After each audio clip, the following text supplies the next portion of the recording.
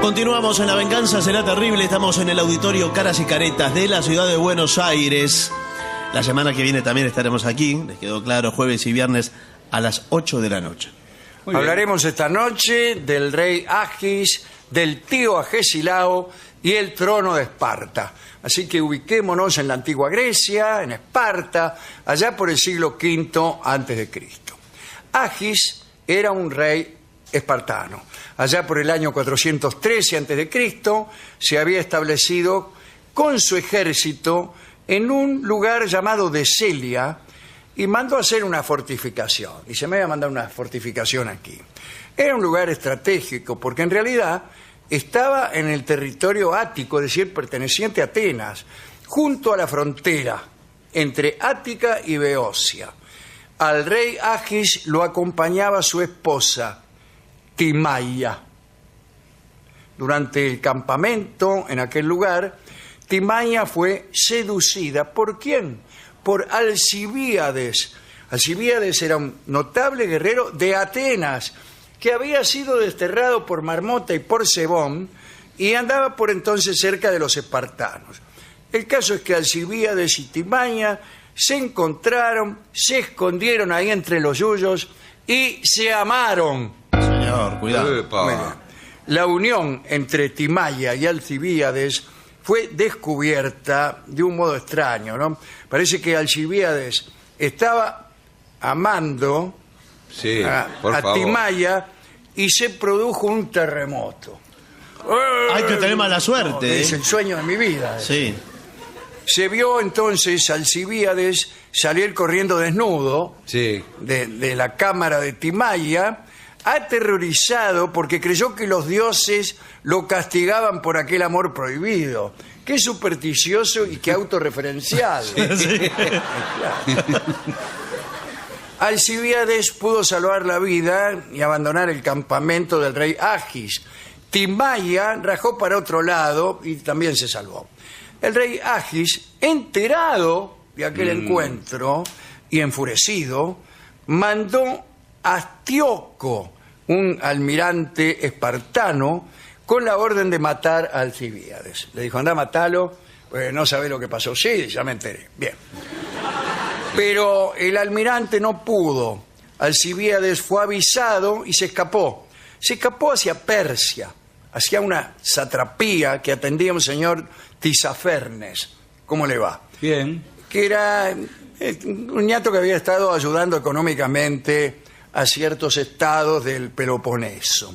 La flotilla de Alcibíades, porque rajó con una flotilla, no vaya que fue en bicicleta, fue perseguida por otra flotilla cargada de esbirros con la orden de matarlo. Mátelón, mátelón, mátelón. Alcibíades eludió ataques, luchó y en Sardes encontró por fin al Tisafernes a quien le ofreció sus servicios contra Esparta y contra Atenas. Ya se pudrió. Me echaron de Atenas y el rey de Esparta está cabrero porque yo andaba con la mujer, qué sé yo. Así que te ofrezco mis servicios de guerrero y de estratega contra los dos. Bueno, se refugió allí por un tiempo y sale de esta historia. Ya está. No lo vemos más. Pero volvamos a Esparta. Cuando el rey Agis supo que Alcibíades había escapado, se enojó porque no lo pudo matar, pero tuvo un cierto alivio por la distancia de aquel traidor. Bueno, estaba en Persia, ¿no? Pero el alivio se le fue rápidamente porque le avisaron que su mujer, Timaya, estaba embarazada y no de él. Y nació un niño, probablemente hijo de Alcibíades, al que se llamó Leotíquidas. Bueno. Está bien, cada uno elige. Andá a llamar a Leotíquidas para adentro. Sí. Agis, que conocía perfectamente su infortunio, no lo consideró hijo suyo a este chico. Más tarde, cuando el rey Agis enfermó, Leotíquidas le suplicó que lo reconociera como hijo y le retirara el remoquete de bastardo, y lo convenció. Y Agis lo reconoció y a los pocos días se murió. Entonces se produjo una disputa. Cuando Leotíquidas se estaba coronando, se me voy a coronar, apareció alguien y objetó la coronación. Resulta que Agis, el rey finado, tenía un hermano que se llamaba Agesilao y quiso ser el sucesor. Este hermano del finado Agis insistía en que el muchacho, el Leotíquides, era hijo ilegítimo y por lo tanto al que les correspondía el trono era A él, claro. era él, ¿no? Se consultó entonces, Sí. se consumó también, podríamos decir, una injusticia. Empezamos a divagar para que no se note que me equivoqué. Sí. El caso es que consultaron a un tipo que vendía oráculos, Diopeites. Ustedes saben que en Grecia y Esparta, hasta el tiempo de los sofistas, que aparecieron allá por este tiempo, por el siglo V, se vivía una época de fe profunda y general. La gente creía en los oráculos, verdaderos o falsos, ¿no? Y se convirtieron para un número cada vez mayor de gobernantes en el medio más eficaz de hacer consagrar sus decisiones. No de consultarlos para tomar decisiones, sino de tomar las decisiones y luego hacerlas avalar por el oráculo. Eso es propaganda, señor. Eso es lo que se llama propaganda. ¿Qué me va a venir a hablar ahora? Que no lo digo yo, y se lo dice el oráculo.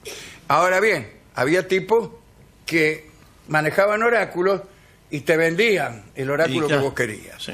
Desde el siglo VI a.C. aparecieron unos hombres llamados cresmólogos, que eran coleccionistas, vendedores de oráculos, comerciaban con profecías antiguas o recientes y eran muy capaces, para satisfacer a sus clientes, de modificar un oráculo existente o de fabricar alguno a medida. Y un famoso vendedor de oráculos fue Diopeites. Bien, como dijimos hace unos párrafos, lo consultaron para ver qué hacer con el reinado de Esparta. Había que dirimirse, convenía que agarrara a Leotíquidas, el hijo bastardo, o el hermano Agesilao del rey Agis. Hay que decir que poco antes de que Diopeites diera su oráculo, fue sobornado por Leotíquidas, es decir, por el hijo bastardo. Dijo, mire, Diopeites. Y lo miró así, ¿no? Pero que, bueno, ¿Lo conoce a Cincunegui? no sé, sí, así. No, dice el tipo, lo conozco a Diego.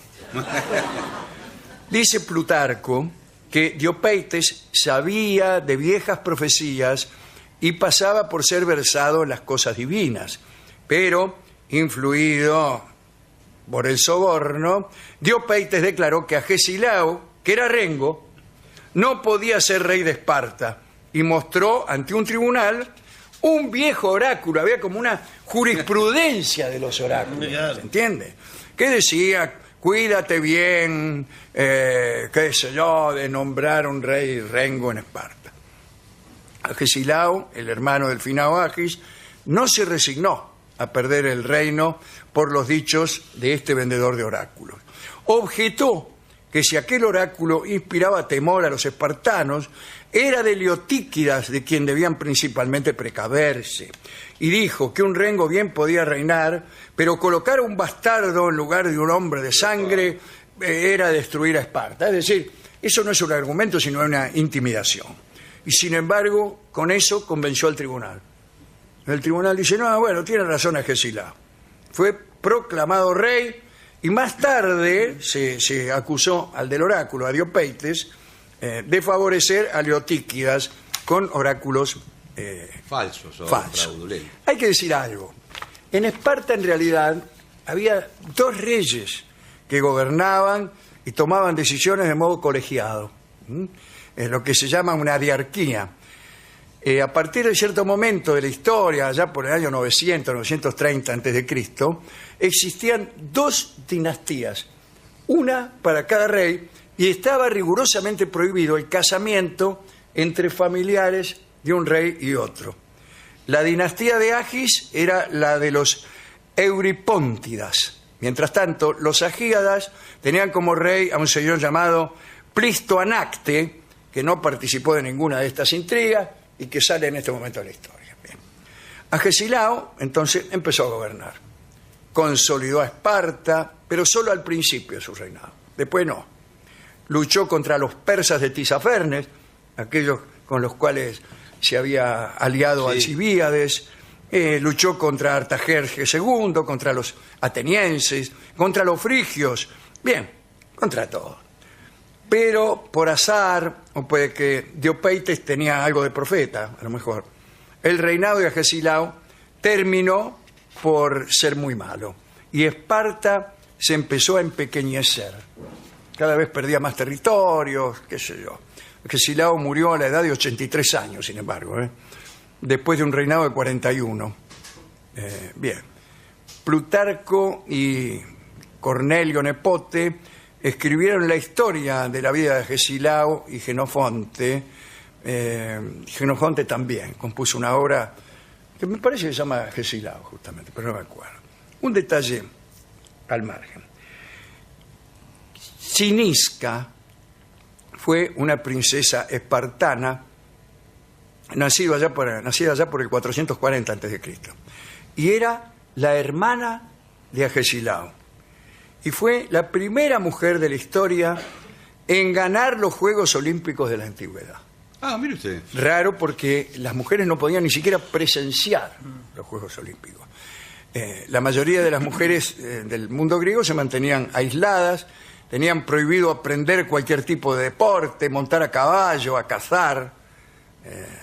Las espartanas no, eran educadas desde su infancia para sobresalir en esas cosas y para desdeñar las tareas del hogar. Y a pesar de que, como he dicho, en los Juegos Olímpicos eran prácticamente para varones solamente, se permitía la participación de las mujeres en un solo asunto: acontecimientos ecuestres. No activamente, no podían montar a caballo, sino poseyendo y entrenando caballos. Entonces vos anotabas tus caballos y si tus caballos ganaban, claro, ganaban la corona de laurel de Olimpia, ganaban los Juegos Olímpicos. Y entonces Cinisca y su conductor anónimo, anda a saber qué antecedente del leguizamo habrá sido, ganó en las carreras de carros de 4 caballos en el 396 y después nuevamente en el 392. Eran todas, cada 4 años, todas en Olimpia. No obstante, según Plutarco, Agesilao, el hermano, de envidia por la hermana, Sí, por era eso. también, me imagino yo, hija del viejo Agis. Claro. Bueno, no, hermana del viejo Agis, porque Claro. Agesilao era hermano de Agis.